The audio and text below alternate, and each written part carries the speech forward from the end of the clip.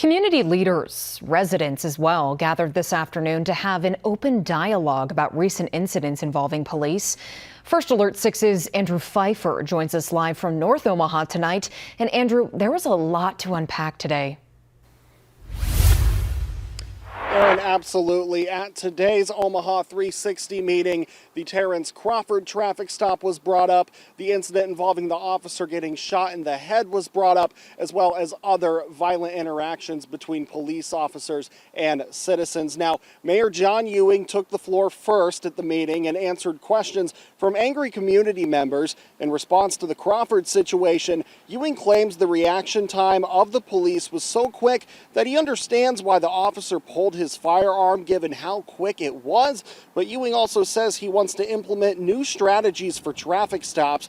Omaha Police Chief Todd Schmaderer went next. He says he hopes to meet with Bud Crawford and Kasim Shabazz, his security guard, in his office to apologize. Schmaderer also says his comments this week about police being scrutinized do not correlate with the Bud Crawford traffic stop, but that he was feeling emotional because one of his officers had been shot in the head.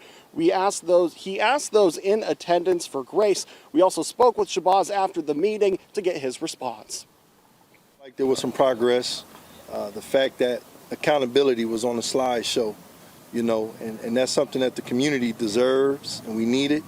Omaha Police Department continuously talk about police-community relations, and the only real way for that to take place is through accountability.